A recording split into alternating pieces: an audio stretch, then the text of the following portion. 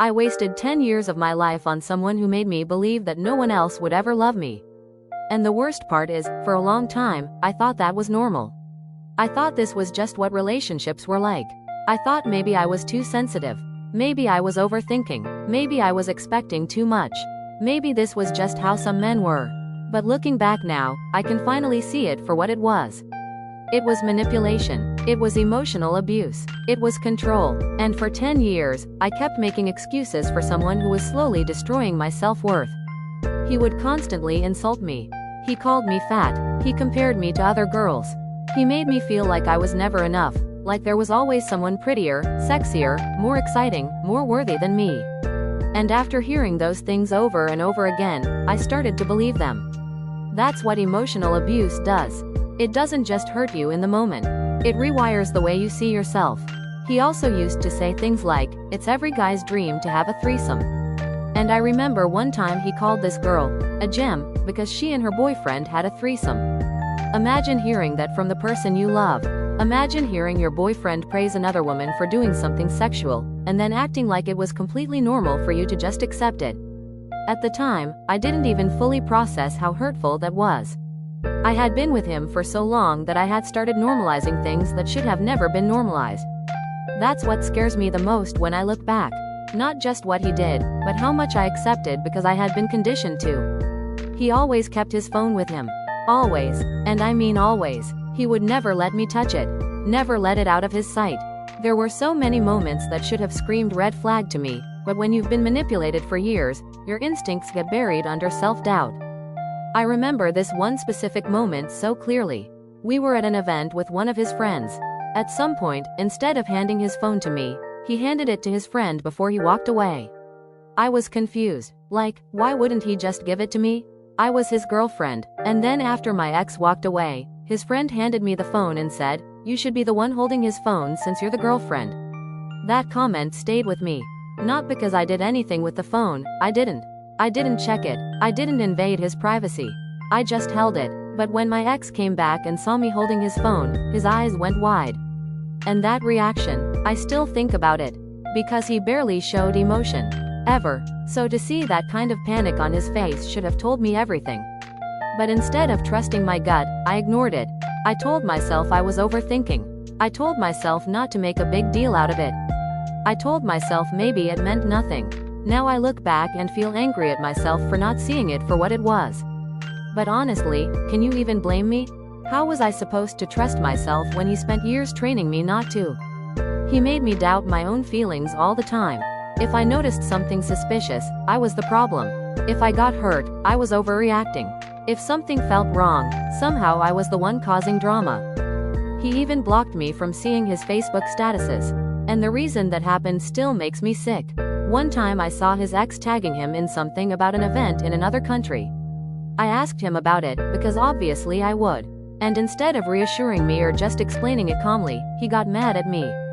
He told me it was nothing. After that, I stopped seeing his tags. I stopped seeing his posts. Everything just disappeared from my view. At the time, I let it go. I shouldn't have, but I did. And that's what emotional manipulation looks like. It's not always loud. It's not always obvious. Sometimes it's just a series of small moments where you learn that asking questions will be punished, so eventually you stop asking. He also made me feel bad about the way I reacted to gifts. Think about how twisted that is. If he gave me something and I wasn't happy enough, excited enough, expressive enough, he would make me feel guilty. So I started performing for him. I started acting extra happy whenever he gave me a present, just to avoid making him upset. Do you know how exhausting that is? To feel like even your reactions have to be managed? To feel like you can't just naturally feel what you feel, because everything has to be tailored around his ego. I wasn't in a relationship. I was in emotional survival mode. And one of the most disgusting things he would do was use his depression against me. Now let me be clear, depression is real, and mental health struggles are real. But what he did was weaponize it. Whenever I tried to think for myself, whenever I wanted to stand my ground, whenever I was hurt or upset or even starting to wake up to what was happening, he would pull the same card, "I'll off myself." He knew exactly what that would do to me. He knew it would make me panic. He knew it would shut me down. He knew it would force me to put my own feelings aside and focus on keeping him stable. So every time I started to have a thought of my own, every time I started to question him or the relationship, he made sure I felt responsible for his life. That is not love, that is control. And when you live like that for years, you start losing yourself. I remember there was a time when I used to be genuinely happy to see him. I would light up when we met. I would smile, I would feel excited, but over time, that changed. Because imagine meeting your partner and being greeted with a blank expression. Imagine constantly trying to connect with someone who makes you feel stupid for wanting warmth, affection, or visible love. He told me he was happy to see me, but he just didn't like showing emotions. So eventually, I stopped showing mine too.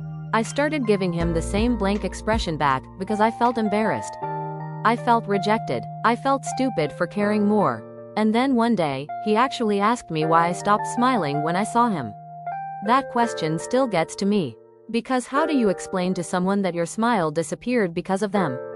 That the joy they once received from you got drained out little by coldness, criticism, neglect, and emotional games? He wanted the benefits of being loved without doing what it takes to make someone feel safe and cherished.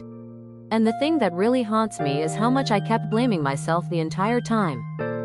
I kept thinking I needed to be prettier, more understanding, more patient, more supportive, more fun, less emotional, less suspicious, less needy, less hurt, smaller, quieter, easier. I kept shrinking myself to fit inside his version of a good girlfriend. And in the end, after everything, after all those years, after all the things I tolerated, all the red flags I ignored, all the ways I abandoned myself to keep the relationship going, he basically revealed what he really wanted.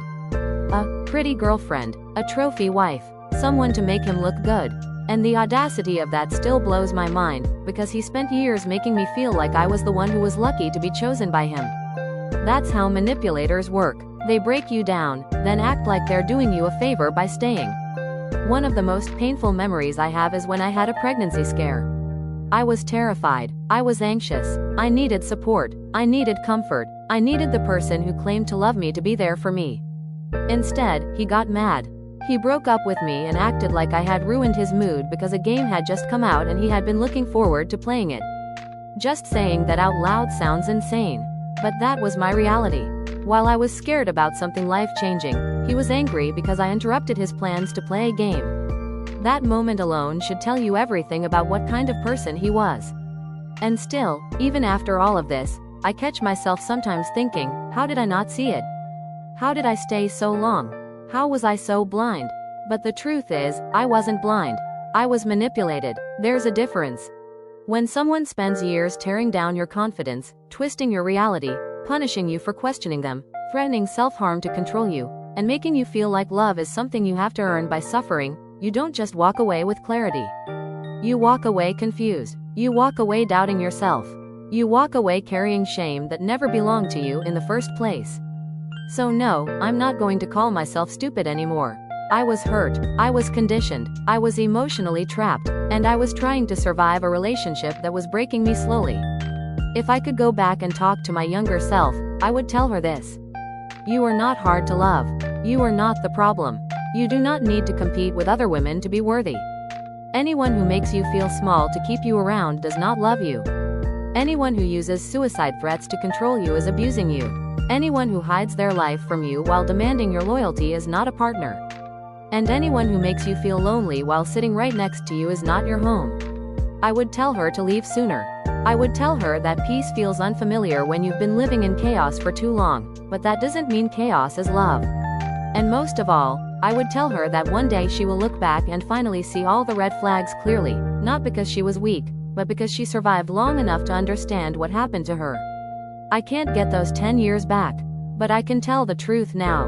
And maybe that truth will help someone else who is still in it. Someone who is still making excuses.